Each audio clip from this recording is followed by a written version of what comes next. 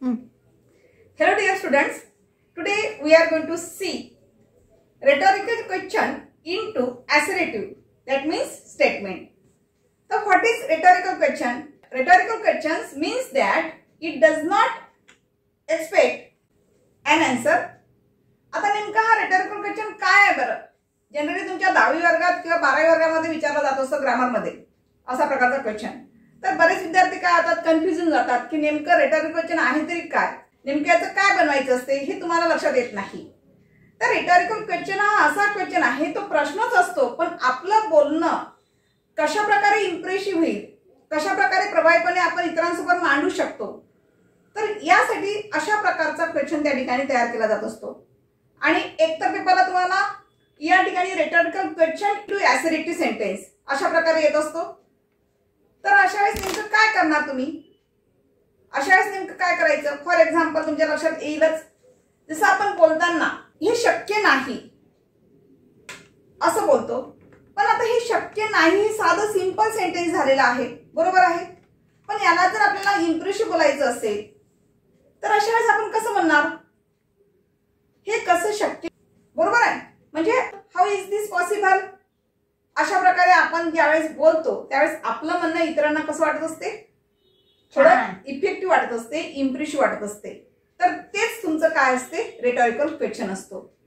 तर चला तर आता आपण वेगवेगळ्या प्रकारचे एक्झाम्पल घेऊन rhetorical question नेमकं काय आहे, त्याचा बदल assertive मध्ये कसा केला जातो याविषयी माहिती जाणून घेऊया.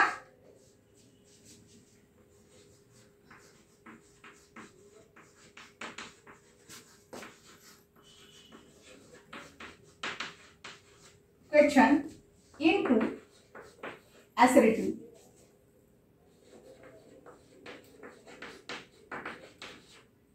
यालाच assertiveला दुसरा शब्द कोणता आहे, स्टेटमेंट. एकतर 10वी 12वीच्या पेपरमध्ये अशा प्रकारचे प्रश्न ग्रामर मध्ये विचारले जात असतात, त्यावेळेस तुमचं कन्फ्युजन खूप होत असते. जसं मी तुम्हाला हे शक्य नाही म्हणजेच काय, आता हे शक्य नाही आहे, हे शक्य नाही म्हणजेच हे शक्य नाही आहे म्हणजे त्याला इंग्लिश मध्ये काय म्हणणार आपण, दिस इज नॉट पॉसिबल.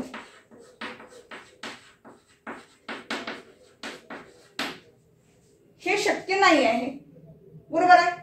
म्हणजे हे काय झालेलं आहे तुमचं, हे झालं तुमचं स्टेटमेंट. याला जर आपल्याला rhetorical मध्ये करायचं असेल तर दोन गोष्टी लक्षात घ्यायचे विद्यार्थी मित्रांनो. बोलताना आपल्याला इम्प्रेसिव्ह बोलायचं असेल, इफेक्टिव्ह मध्ये बोलायचं असेल तर दिलेलं वाक्य हे कसं आहे हे पहिले बघायचं. दिलेलं वाक्य जर निगेटिव्ह असेल त्याला rhetorical करत असताना ते नेहमी कसं होईल, rhetorical करत असताना नेहमी ते त्यामध्ये कुठल्याही प्रकारचं नॉट वगैरे येणार नाही. तर वाक्य हे जे आहे ते अफर्मेटिव्ह मध्ये आपल्याला प्रश्न तयार करावा लागेल. अफर्मेटिव्ह मध्ये म्हणजे अफर्मेटिव्ह म्हणजेच काय, अफर्मेटिव्ह म्हणजेच काय, होकारार्थी प्रश्न तयार करावा लागेल. मग याचा प्रश्न कसा करणार आपण, तर याचा प्रश्न करत असताना या ठिकाणी जे टू बी फॉर्म आलेलं असेल त्याला सुरुवातीला घ्यायचं इज, त्यानंतर हा जो सब्जेक्ट आहे हा सब्जेक्ट कडे घ्या, इज धिस. आणि जर निगेटिव्ह असेल तर निगेटिव्ह कट करायचा, राहिलेला आता निगेटिव्हला काढून टाकायचं आहे. म्हणजेच काय घ्यावं लागेल, जे काही रिमेनिंग पार्ट्स ऑफ सेंटेन्स असेल किंवा रिमेनिंग पार्ट्स ऑफ वर्ड्स असतील ते तुम्हाला या ठिकाणी घ्यावं लागेल. म्हणजेच इथे काय होईल, पॉसिबल, पॉसिबल. आणि शेवटी तुम्हाला क्वेश्चन मार्क द्यावा लागेल. म्हणजे त्याचा आन्सर कसं तयार झालेला आहे, इज दिस पॉसिबल, अशा पद्धतीने वाक्य तयार होईल, बरोबर आहे. का बरं असं आलेलं आहे, लक्षात आलं. जर त्या दिलेल्या प्रश्नामध्ये किंवा दिलेल्या वाक्यामध्ये निगेटिव्ह सेंटेन्स आलेलं असेल तर त्याला तुम्हाला rhetorical question बनवायचं असेल तर या पद्धतीने बनवू शकता. इज दिस पॉसिबल, हे शक्य आहे का, अशा प्रकारचं, नाही का. पण आपल्याला जर या ठिकाणी स्टेटमेंट दिलेलं आहे, स्टेटमेंट दिल्यामुळे आपण या ठिकाणी काय केलेलं आहे, rhetorical बनवलेलं आहे. हे लक्षात आलं. म्हणजे तुम्हाला मी दोन्ही बाजू समजून सांगत आहे. वाक्य assertive असेल तर rhetorical question कसा बनवायचा, आणि जर rhetorical question आला असेल त्याला assertive कसं करायचं, अगदी अपोजिट आहे याच्या. चला now see second sentence. It isn't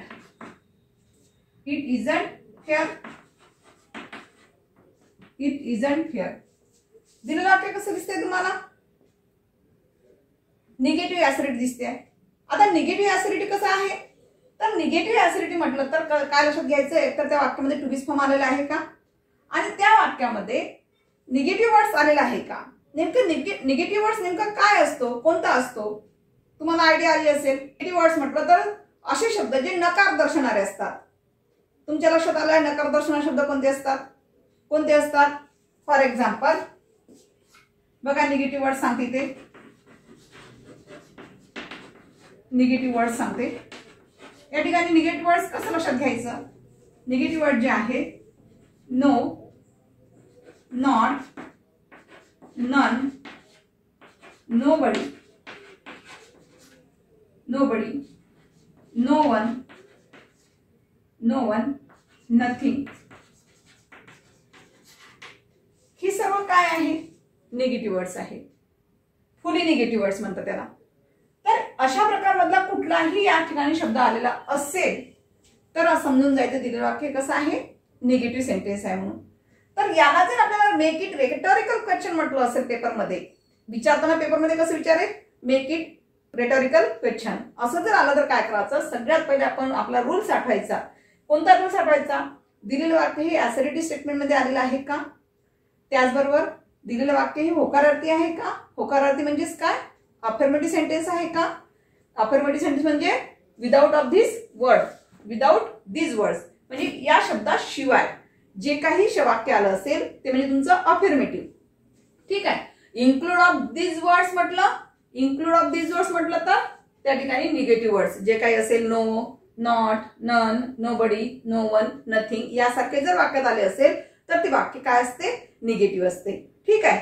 आता एकच काम करायचं विद्यार्थी मित्रांनो की निगेटिव्ह वाक्य असेल त्याला आपल्याला क्वेश्चन तयार करायचं आहे. तर क्वेश्चन तयार करत असताना कोणता क्वेश्चन तयार करायचा, आपल्याला रेटोरिकल क्वेश्चन तयार करायचं आहे. तर निगेटिव्ह जर असेल तर त्याला अफर्मेटिव्ह मध्ये क्वेश्चन तयार करायचा. म्हणजे कसं येईल बघा, सरळ सरळ नॉट असेल तर पहिले आपण ओमिट करून टाकायचं. चला इथे या ठिकाणी टू बी फॉर्म कोणता आलेला आहे, इज. चला या ठिकाणी इज येऊ द्या किंवा वाज येऊ द्या, कुठलंही आलं तरी सुरुवातीला घेऊन घ्यायचं. त्यानंतर सब्जेक्ट घ्यायचा, इज इट हिअर. हे झालं तुमचा पहिल्या रूल्स नुसार, फर्स्ट रूल नुसार वाक्य तयार झाली. बरोबर आहे. याच्यामध्ये कुणाला काही डाऊट, नो डाऊट.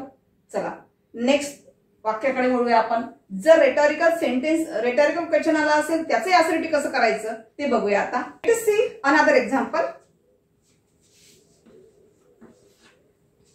आता आपण सुरुवातीला जी दोन वाक्य बघितली होती ती ऍसर्टिव्ह सेंटेन्स पासून रेटोरिकल क्वेश्चन कशा पद्धतीने तयार करायचं हे आपण बघितलं.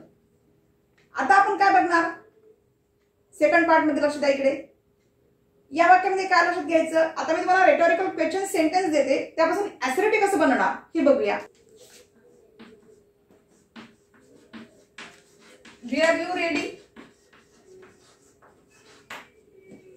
तुम्हाला इथे काय दिसते आहे, were you ready, were you ready. त्यानंतर आता या ठिकाणी तुम्हाला काय दिसतो आहे, या ठिकाणी तुम्हाला हा एक क्वेश्चन दिसतो आहे, प्रश्न दिसतो आहे. आता आपल्याला पेपरमध्ये येत असताना काय येईल, मेक इट ऍसर्टिव्ह सेंटेन्स किंवा मेक इट स्टेटमेंट अशा प्रकारे विचारला जाईल पेपरमध्ये. बोर्ड एक्झाम मध्ये तुम्हाला या पद्धतीने विचारलं जाईल. ठीक आहे. तर अशा वेळेस तुम्ही आता एकच गोष्ट लक्षात घ्यायची, आता हा तर बा क्वेश्चन आहे, मग याला आपल्याला ऍसर्टिव्ह करत असताना सगळ्यात पहिले काय करायचं, विधान वाक्य बनवायचं असेल तर अशा वेळेस सगळ्यात पहिले आपण काय करायचं, त्या वाक्यातला सब्जेक्ट ओळखायचा. सब्जेक्ट कोणता आहे वाक्यामध्ये, यू. चला आपल्याला ऍसर्टिव्ह बनवायचं आहे. इथे क्वेश्चन मार्क आलेला आहे म्हणजे हे वाक्य काय झालं आहे, तुमचं प्रश्नार्थक झालेलं आहे. राईट, म्हणजे रेटोरिकल आहे. ठीक आहे. हे जे वाक्य आहे तुमचं कसं झालेलं आहे, प्रश्नार्थक आहे, रेटोरिकल आहे. याला आपल्याला ऍसर्टिव्ह स्टेट बनवायचं असेल किंवा स्टेटमेंट मध्ये बनवायचं असेल सगळ्यात पहिले काय घ्यायचं आहे, सब्जेक्ट यू. यू घेतल्यानंतर या ठिकाणी टू बी फॉर्म कोणता आलेला आहे, टू बी फॉर्म या ठिकाणी वेअर आलेला आहे. सरळ सरळ वेअर घ्या. पण या वाक्यामध्ये तुम्हाला नॉट दिसते आहे का, किंवा निगेटिव्ह वर्ड्स कुठला दिसतो आहे, मी जे आता सांगितले होते मग आणि फर्स्ट पार्ट मध्ये नाही. तर मग अशा वेळेस काय घ्यायचं, अशा वेळेस नेमकं काय घ्यायचं, याला लागूनच टू बी च्या समोरच तुम्हाला काय घ्यायचं आहे, नॉटचा वापर करायचा आहे. यू वेअर नॉट, तुम्ही एक तर नॉट घेऊ शकता किंवा एन अपॉस्ट्रोफी टी म्हणजे शॉर्टकट सुद्धा घेऊ शकता. You wear not ready. राहिलेला कोणता शब्द आहे, रेडी. आता आपल्याला इथे क्वेश्चन मार्क देता येणार नाही, इथे आपल्याला काय द्यावं लागेल, फुल स्टॉप द्यावा लागेल. कारण आपण काय बनवलेलं आहे, ऍसर्टिव्ह सेंटेन्स बनवलेलं आहे. त्यामुळे अशा पद्धतीने तुम्हाला बनवावं लागेल. ठीक आहे. काही एनी डाऊट्स कोणाला, चला नेक्स्ट सेंटेन्स कडे वळूया. Do we have the courage. Question mark. काय दिलेलं आहे? Do we have the courage. आपल्याकडे धैर्य आहे का? हा एक इफेक्टिव्हली क्वेश्चन्स विचारलेला आहे. आता हे आपल्याला ऍसिडिटी मध्ये जर उत्तर द्यायचं असेल तर आपण कसं म्हणणार आहे? सगळ्यात पहिले बघायचं या वाक्यामध्ये कोणत्या गोष्टी मॅडमनी आता सांगितल्या त्या गोष्टी आहेत का बघा. कुठल्या आलेल्या आहे? इथे कन्फ्युज व्हायचं नाही की मॅडम या ठिकाणी डू पण आलेला आहे आणि हॅव पण आलेला आहे. नेमकं कशासमोर नॉट लावणार आपण? तर आपण सगळ्यात पहिले लक्ष द्यायचं यातलं वर्ब कोणतं आलेलं आहे. या वाक्यामध्ये वर्ब कोणतं आहे? तुम्ही विचार करा मॅडम डू हे वर्ब नाही का? या ठिकाणी डू हे वर्ब म्हणून वापरलेलं नाहीये, तर हॅव हे मेन वर्ब वापरलेलं आहे. आणि लक्षात, त्याच्यामुळे आपल्याला नॉट जर घ्यायचं असेल तर कुणासमोर घेणार आपण? हॅवच्या समोर घेऊ शकणार नाही आपण नॉट. तर आपल्याला कशासमोर घ्यावं लागेल? डूच्या समोर. पण लिहिताना कसं लिहावं लागेल? सुरुवातीला सगळ्यात पहिले सब्जेक्ट घ्यावं लागेल. चला याला ऍसिडिटी मध्ये कन्वर्ट करायचं असेल तर करावं लागेल. या ठिकाणी वी आहे, वी, तर सरळ सरळ वीला घ्या इकडे. वी घेतल्यानंतर ह्या डू ला इकडे पाठवा. We do. वाक्यात नॉट आला आहे का? नाही आहे. आपल्या जवळचा घ्या वी डू नॉट. त्यानंतर जशा जसं वर्बला खाली घ्या, कारण डू म्हणजे काय? डू म्हणजे main verb, first form of verb. हा काय इंडिकेट करतो आहे? प्रेझेंट. प्रेझेंट टेन्स इंडिकेट करतो आहे. म्हणून सरळ सरळ जसं आहे तसं हेल्पिंग वर्ब या ठिकाणी वर्ब घ्यायचं आहे. जसं आहे तसं मेन वर्ब घ्या, हॅव. त्यानंतर द करेज. The courage. ठीक आहे. शेवटी फुल स्टॉप. म्हणजे तुमचं उत्तर कसं झालेलं आहे? We do not have the courage. अशा पद्धतीने आपल्याला जर पेपरमध्ये कशा प्रकारचं इन्स्ट्रक्शन आलेलं आहे, मेक इट रेटॉरिकल क्वेश्चन म्हटलं तर तुम्ही रेटॉरिकल क्वेश्चन म्हणू शकता. आता आपण जे बघितलं तर फर्स्ट पार्टला त्या पद्धतीने. किंवा जर पेपरमध्ये तुम्हाला रेटॉरिकल क्वेश्चन दिलेला असेल आणि मेक इट ऍसिडिटी सेंटेन्स म्हटलं असेल तर अशा वेळेस तुम्हाला या पद्धतीचा वापर करावा लागेल. In this way, we have seen that the first part of rhetorical question into assertive sentence. ठीक आहे. In the next video, we will see the next part of this topic. Thank you.